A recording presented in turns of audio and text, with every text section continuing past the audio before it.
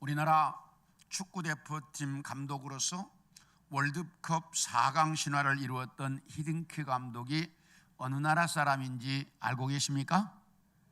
예, 네덜란드 사람 맞습니다.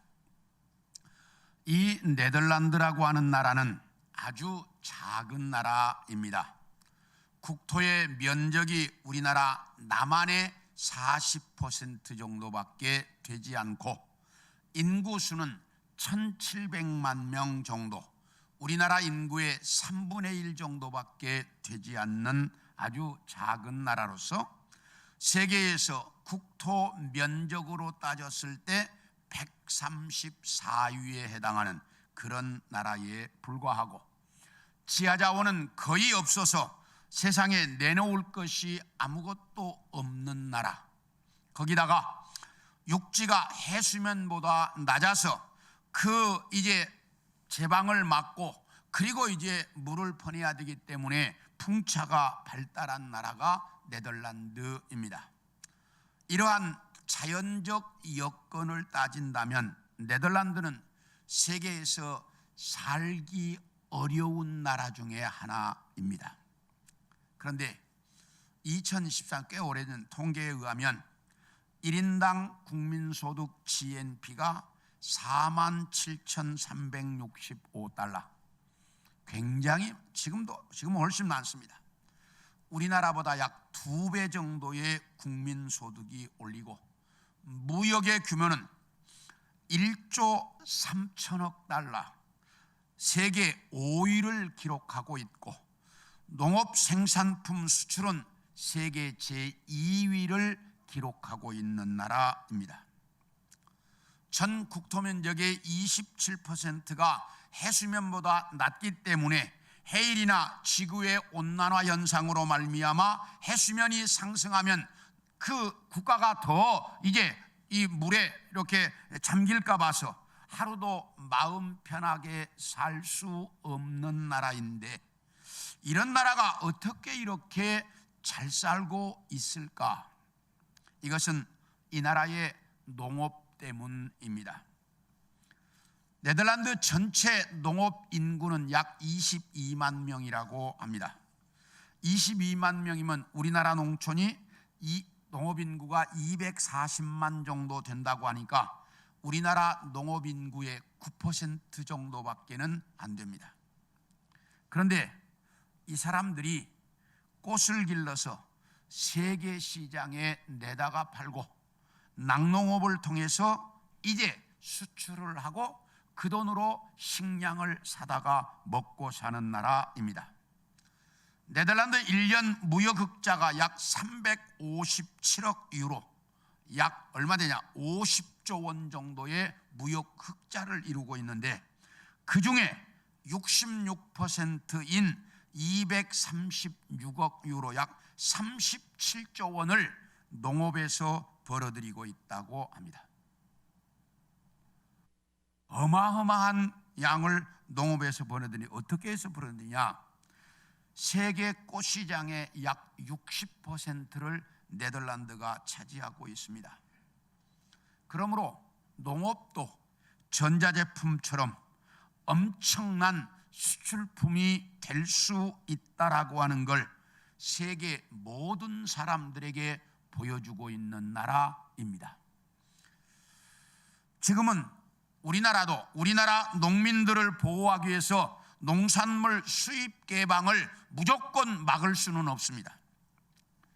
우리는 2000년도에 일어났던 일을 잘 알고 있습니다. 중국에서 수입하는 냉동 마늘 때문에 국내산 마늘 가격이 폭락하자 농민들이 들고 일어났습니다. 그러니까 국회에서 외교통상부를 압박하여 중국산 마늘에다가 관세를 부과했습니다. 그래서 약 3억 달러, 3,600억 정도의 세금을 걷어들였습니다.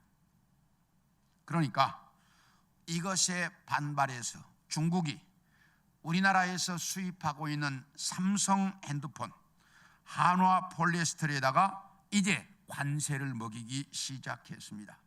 그래서 우리나라가 얼마의 관세를 내느냐?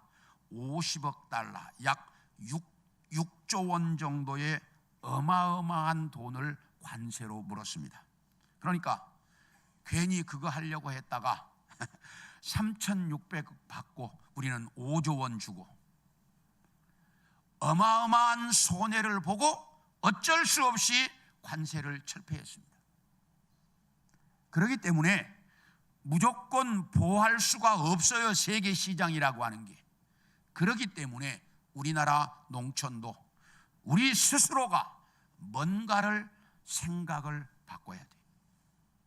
그래서 이제 새로운 도전을 해야만 살 수 있고 다른 모델들을 만들어야 되는 거예요. 오늘 여러분에게 읽어드린 이 본문에도 보면 바울이 디모데에게 너는 모든 믿는 자의 본이 되어라 이렇게 말씀하고 있습니다. 그래서 오늘은 어떻게 해야 우리가 본이 되는 신앙인이 되어질 수 있을까? 다른 사람들이 보고 따라올 수 있는 신앙인이 될 수 있을까 하는 것에 대한 말씀을 여러분들과 같이 좀 나누려고 합니다. 첫째, 따라합시다.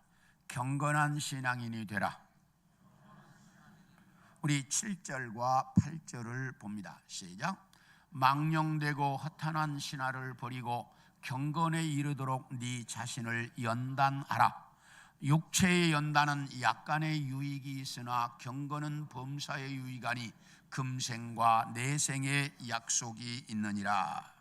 여기 보면 망령되고 허탄한 신화를 버리고 경건에 이르도록 네 자신을 연단해라. 육체의 연단은 약간의 유익이 있지만 경건은 범사에 유익하다. 이렇게 말하고 있습니다.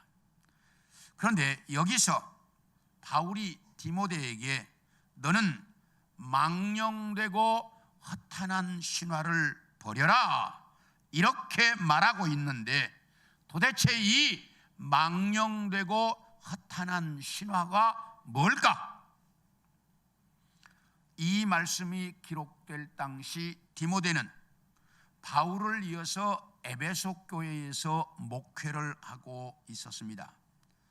그런데 그 당시 디모데가 목회하고 있던 에베소를 비롯한 아시아 전 지역, 아니 로마의 영향 안에 있었던 대부분의 지역은 그리스 로마 신화의 영향을 굉장히 많이 받고 있었습니다.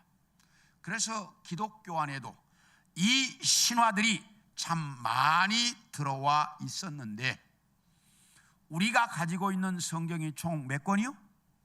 66권. 이걸 가리켜서 정경 이렇게 말합니다. 이걸 캐논 또는 정경이라고 말하는데 이 정경 외에 캐톨릭이 가지고 있는 성경에는 9권의 외경이 들어가 있고 그 9권을 비롯해서 외경이라고 하는 것이 총 15권이 있고 또 위경이라고 하는 것이 셀 수 없이 많이 있습니다.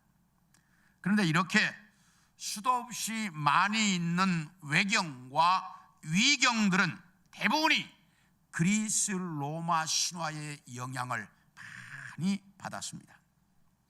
하나의 예를 들어보겠습니다.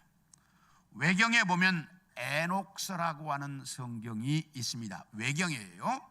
그런데 그 에녹서에 이런 내용이 나옵니다. 우리 함께 창세기 6장 4절을 보겠습니다.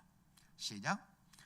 당시의 땅에는 네피림이 있었고 그 후에도 하나님의 아들들이 사람의 딸들에게로 들어와 자식을 낳았으니 그들은 용사라 고대의 명성이 있는 사람들이었더라. 여기 보면 그 땅에 네피림 거인 족속들이 있었는데, 이 거인 족속들은 하나님의 아들들과 사람의 딸들 사이에서 태어났는데 이들은 용사들이었다라고 말하고 있습니다. 그런데 이 말을 정확하게 해석을 해야 되는데, 여기서 말하는 하나님의 아들들이 누구를 말하느냐? 이건 셋의 후손을 말하고 있습니다. 그리고 사람의 딸들은 가인의 후손을 말하고 있습니다. 그래서 셋의 후손과 가인의 후손이 합쳐졌더니 이 땅에는 악한 사람들만 가득해서 하나님이 이 땅을 홍수로 멸망시켜 버리셨다라고 성경이 가르칩니다. 그런데 외경이 나와 있는 에녹서에 보면 여기서 말하는 하나님의 아들들은 신의 아들이다, 이렇게 말을 가르쳐요. 신의 아들. 그래서 천사가 사람의 딸들, 이 세상에 있는 여자들과 결혼해서 아이를 낳았더니 그 아이들은 거인 족속이 되었다, 이렇게 설명을 하고 있습니다. 이것은 완전히 그리스 로마 신화의 영향으로 성경에까지 신의 아들과 사람이 결혼했다, 이걸 끌어들이고 있는 거예요. 여러분들이 잘 아는 트로이 전쟁에서 그리스와 트로이가 전쟁을 했는데 그리스가 이겼습니다. 그리스가 이길 수 있도록 결정적인 역할을 했던 장군이 누구였죠? 우리 성도들 하여튼 몰라도 괜찮아요. 아킬레우스라고 하는 장군이 이제 있어서 이겼는데, 이 아킬레우스라고 하는 장군은 바다의 여신인 테티스라고 하는 여신과 인간인 펠레우스라고 하는 사람 사이에 태어난 반신 반인이었다. 그래서 그는 그렇게 유명한 장군이었다라고 가르치고 있습니다. 그런 그리스 로마 신화의 내용을 그대로 성경에까지 끌어들이는 것이 뭐예요? 외경의 내용들이다, 이 말이에요. 외경이나 위경의 내용들. 그래서 오늘 본문에 바울이 뭐라고 이야기하느냐? 디모데야, 너는 이런 망령되고 허탄한 신화를 완전히 버리고 하나도 본받지 마라, 이렇게 딱 가르치고 있습니다. 그래서 외경을 우리는 정경으로 인정하지 않는 거예요. 전혀 이것들을 버려라. 그리고 또 하나, 망령되고 허탄한 신화 속에는 그 당시 초대교회를 가장 어렵게 만들었던 영지주의라고 하는 이단을 포함하고 있습니다. 이 영지주의라고 하는 이단은 헬라 철학에서 유래한 것으로, 인간이 구원받으려고 하면 특별한 지식이 있어야 되는데, 이 특별한 지식은 자기들만 가지고 있기 때문에 자기들에게 와야만 구원받을 수 있다라고 가르쳤던 이단입니다. 그래서 바울은 디모데에게, 디모데야, 세상의 영향으로 나타났던 허탄한 신화나 기독교 안에서 일어난 허탄한 신화나 이런 허탄한 신화들 완전히 버려라, 이렇게 가르치고 있습니다. 이 말을 잘 들으셔야 되는데요, 오늘날에도 이런 이단들이 참 많이 나타나고 있습니다. 여러분들이 이단인지 아닌지 분간이 안 되는 게 첫째가 인본주의 사상입니다. 세상은 인본주의를 향해서 거침없이 달려가고 있습니다. 인본주의, 사람 중심의 세상. 말이 좋아요, 안 좋아요? 좋아요. 사람 중심의 세상. 그런데 인본주의 사람 중심의 세상을 가면 그 세상은 멸망하게 돼 있다는 사실이에요. 왜냐하면 인간은 피조물이기 때문입니다. 피조물은 창조자의 의도를 정확하게 알 수가 없습니다. 그렇기 때문에 피조물인 인간이 자기들 생각으로 가면 창조자의 의도와 일치할 수가 없어요. 그렇기 때문에 창조자가 그 인간 중심의 세상을 없애버리는 거예요. 그래서 멸망하게 돼 있다는 사실입니다.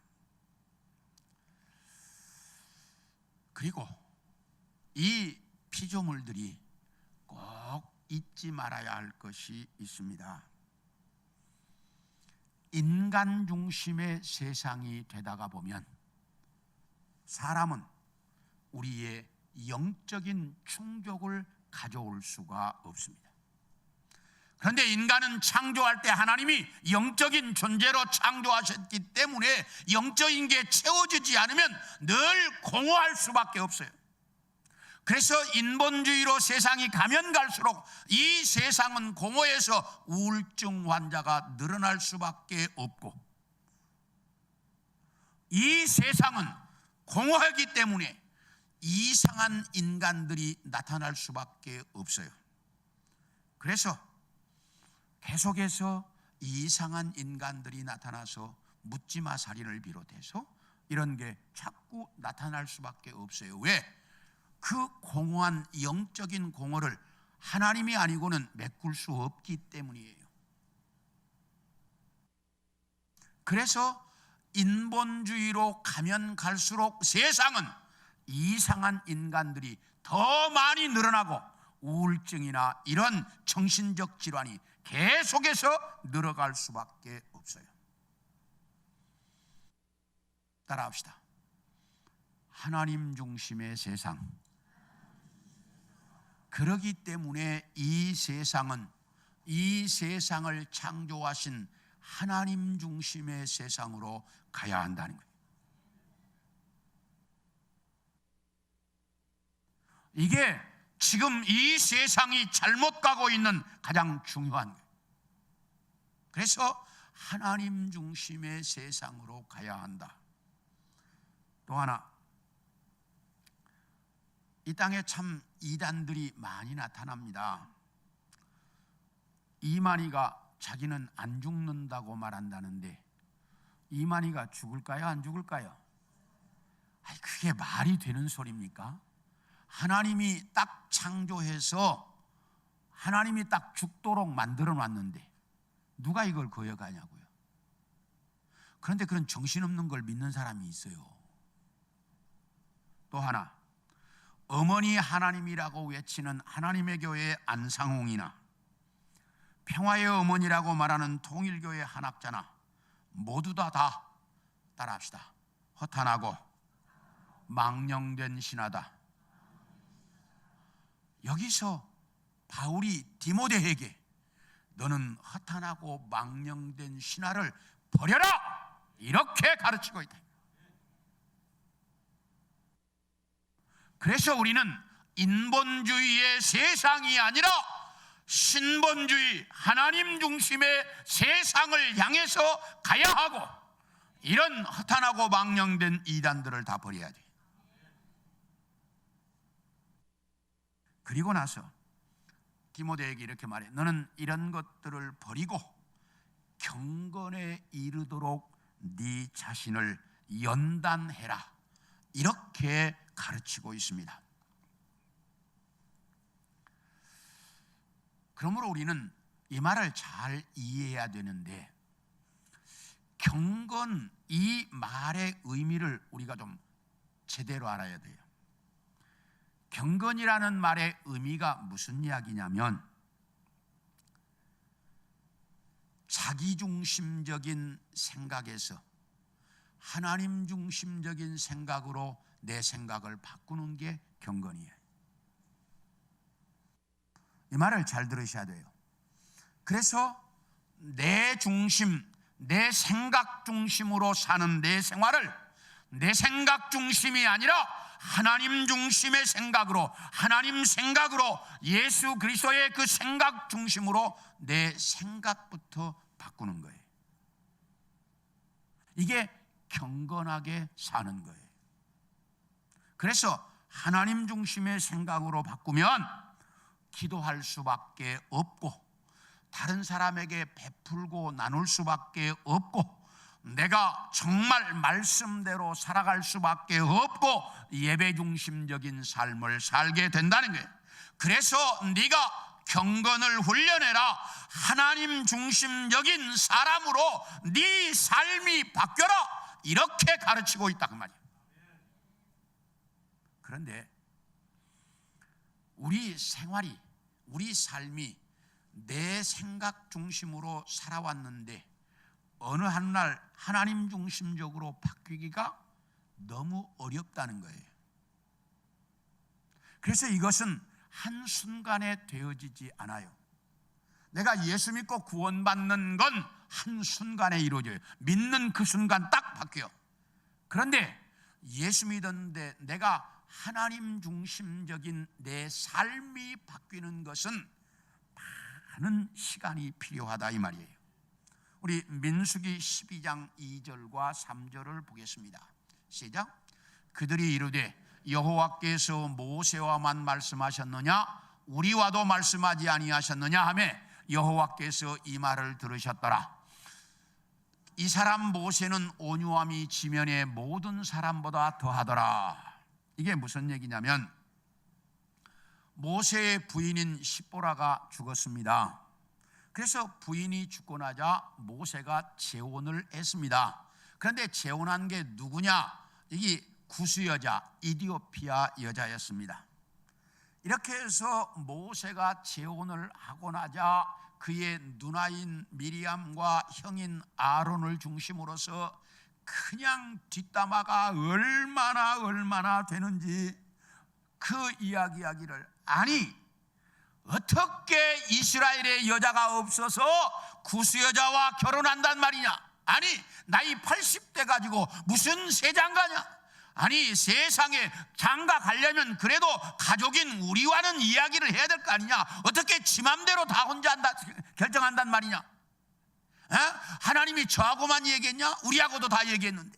이러면서 그 아론과 미리암을 중심으로 해서 모세를 비방하는데 아주 말할 수 없는 비방이 이어졌습니다.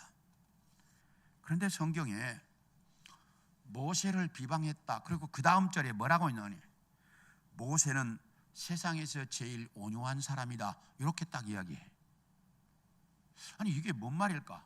모세를 비방했다, 모세는 온유한 사람이다, 이게 연결이 하나도 안 돼, 이 내용이. 근데 왜 연결이 안 되는데 이렇게 성경이 기록했을까? 이 말은 그의 누나나 그의 형이나 그렇게 모세를 비방해도 모세가 한마디도 대꾸하지 않았다 그 말이야. 그렇게 모세를 그냥 뒤에서 비방하고 욕하고 헐뜯는데 모세는 한마디도 대꾸하지. 그래서 온유함이 지면에서 제일이었다고 말해요. 근데 모세는 원래 이런 사람이 아니었어요. 우리 출애굽기 2장 11절 12절을 봅니다. 시작. 모세가 장성한 후에 한 번은 자기 형제들에게 나가서 그들이 고되게 노동하는 것을 보더니 어떤 애굽 사람이 한 히브리 사람 곧 자기 형제를 치는 것을 본지라. 좌우를 살펴 사람이 없음을 보고 그 애굽 사람을 쳐 죽여 모래 속에 감추니라. 이 모세는 40살 때 자기 동포들을 좀 돌아보려고 나갔다가 자기 동포를 괴롭히는 애굽 사람을 보자 칼로 목을 탁 쳐버려가지고 목숨을. 그러니까 이 모세는 굉장히 다혈질이고 급하고 과격한 사람이었어요.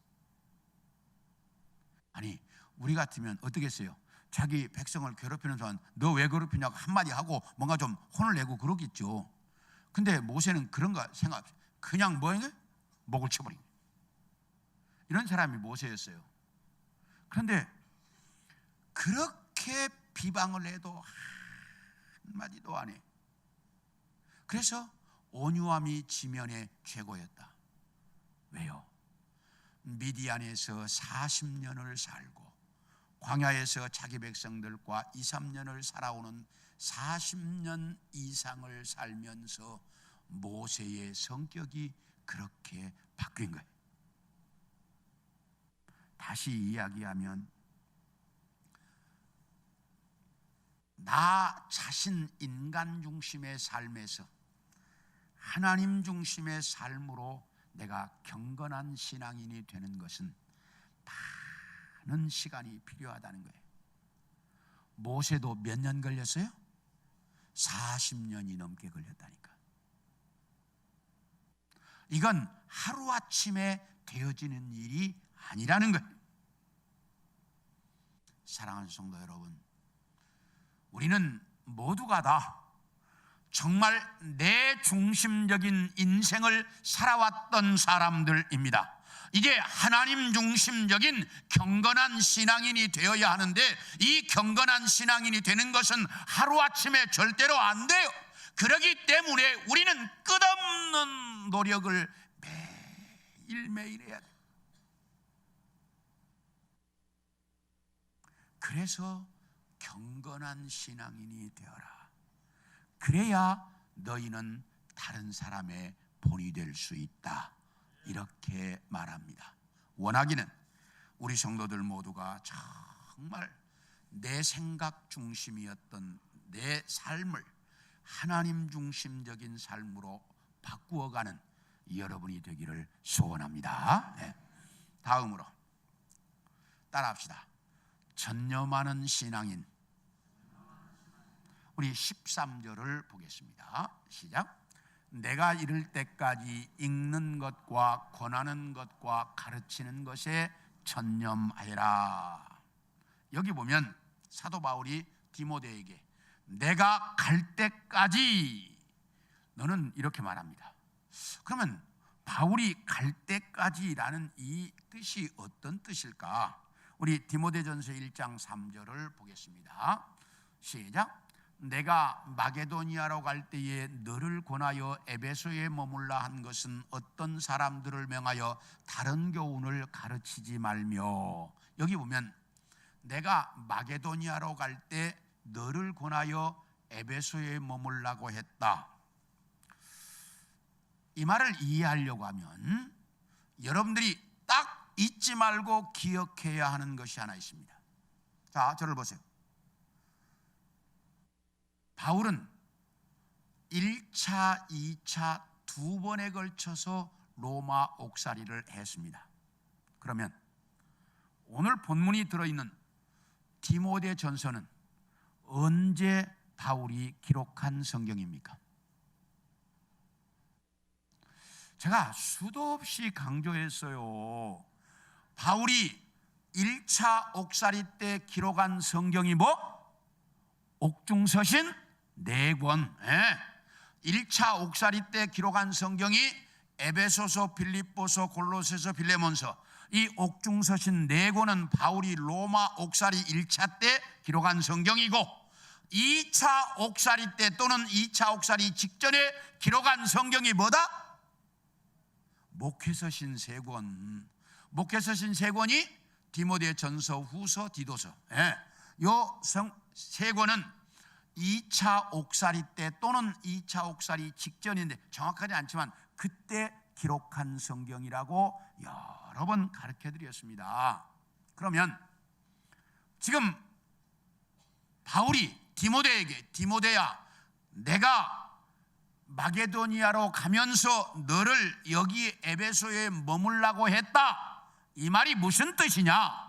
바울이 1차 옥살이에서 풀려나 1차 옥살이에서 풀려나 에베소에 와가지고 디모데를 만나서 디모데와 함께 빌립보 교회를 가려고 했는데 그럴 수가 없어서 디모데는 에베소 교회에 남겨놨습니다. 그리고 바울이 자기 혼자 빌립보 교회로 가면서 디모데야, 너 이 교회를 잘 돌보고 있어라. 그리고 바울이 혼자 이제 빌립보 교회로 갔습니다. 빌립보 교회를 갔다가 바로 에베소 교회로 돌아오고 싶었는데 사람이 자기 계획대로 뭔지 잘 돼요, 안 돼요? 안 되잖아요. 갔는데 돌아갈 수가 없어. 상황이 돌아갈 수가 없어서 자기가 못 가는 대신 써보낸 성경이 디모데 전후서입니다. 그러니까 여기는 디모데야, 내가 너한테 빨리 가려고 했는데 못 간다 상황이 지금. 그래서 내가 이 편지를 써보내는데 내가 갈 때까지, 그런 말이야. 내가 갈 수 있을지 없을지는 모르겠다만 내가 갈 때까지 너는 이 하나님의 말씀을 읽는 것과 이 말씀을 성도들에게 가르치는 일에 전념해라, 이렇게 부탁하고 있습니다. 그런데 지난번 성경은 이 전념하라는 말을 창념해라 이렇게 번역을 했었습니다. 디모데는 이 당시 에베소 교회의 목회자였습니다. 그렇기 때문에 목회자로서 하나님의 말씀을 읽고 그 말씀을 정확하게 깨달아서 성도들을 가르치는 일에 네 인생의 모든 걸 다 걸어라, 그 말이야.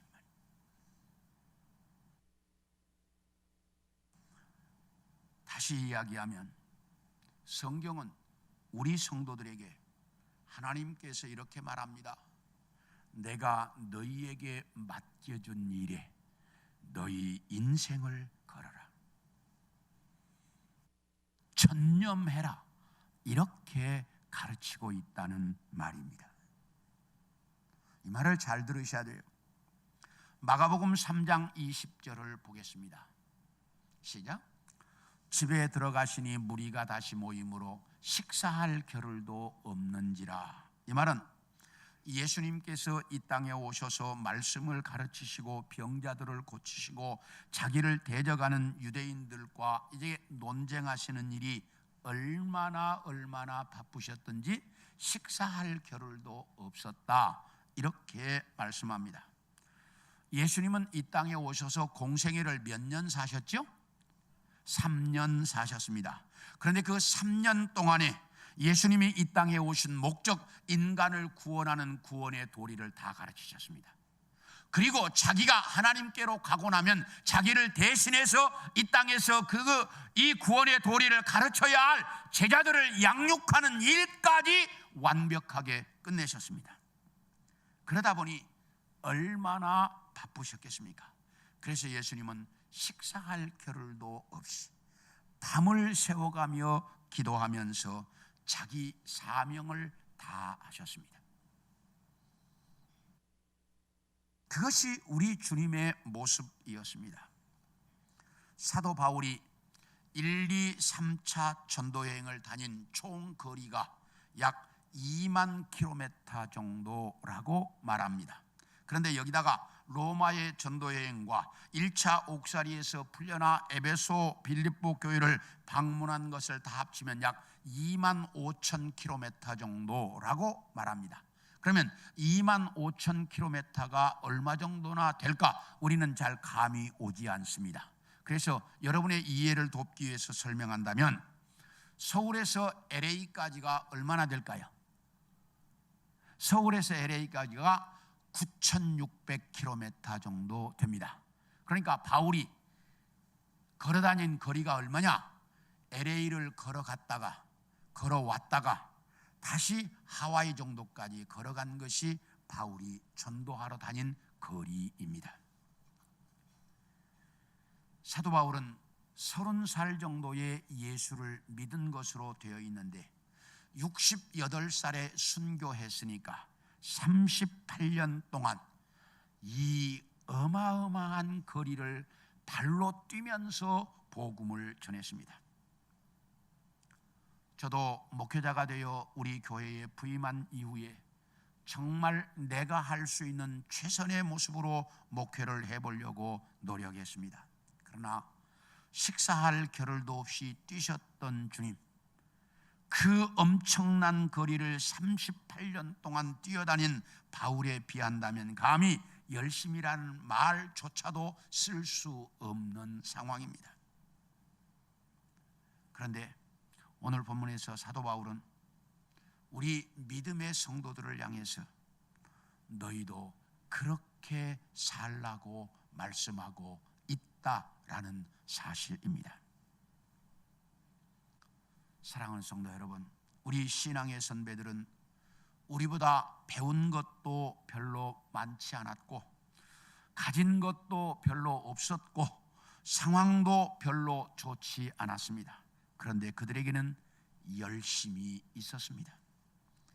평양에서 부흥집회를 하면 전라남도 광주에서 먹을 것을 싸가지고 평양까지 가서 집회에 참여해서 은혜를 받았고, 여의도 광장에서 집회가 있는 도중에는 그 많은 사람들 때문에 화장실을 갈 수가 없으니까 기저귀를 차고 집회에 참여해서 은혜를 받는 열정이 있었습니다. 그 열정이 오늘날 이 한국교회를 세웠습니다. 그런데 지금은 그때보다 상황도 좋고 배운 것도 많고 가진 것도 그때보다 훨씬 많은데 이 열정이 사라져가고 있다는 사실입니다. 이 전심전력하는 이 모습이 사라져가고 있다는 사실입니다. 그래서 한국교회가 정체된다, 마이너스 성장한다, 이런 말들을 하고 있는 것입니다. 이제 이 열정을 회복하는 우리 성도들이 되어지기를 소망합니다. 우리 장로님들, 우리 권사님들, 중직자들부터 주일 오후 예배, 수요 예배, 금요 기도회, 새벽 기도회 여기 참석하는 것부터 열심을 냅시다. 그리고 우리 11조 생활하는 것부터 회복합시다. 그래서 우리 신앙의 선조들이 그 열정적인 신앙생활을 했던 걸 이제 회복해야 합니다. 그래야 이 교회에 내일이 있고 우리 신앙의 미래가 있는 것. 그들이 가지고 있던 그 열정, 네가 디모데야 전심을 다해라, 그렇게 부탁했던 이 바울의 말씀을 우리 성도들 모두가 가슴에 새길 수 있기를 소원합니다. 마지막으로 그렇게 해서 성숙한 신앙인이 되라고 가르치고 있습니다. 우리 15절을 보겠습니다. 시작. 이 모든 일에 전심전력하여 너의 성숙함을 모든 사람에게 나타내게 해라. 바울이 이렇게 말합니다. 디모데야, 이 모든 일에 전심전력해서 너의 성숙함을 모든 사람에게 보여줘라. 그렇다면 여기서 말하는 이 모든 일이 뭘까? 경건에 이르도록 네 자신을 연단해서 하나님 중심으로 사는 것과 하나님 말씀을 읽고 깨달아서 하나님께서 내게 맡겨주신 사명을 위해서 내 인생을 바치는,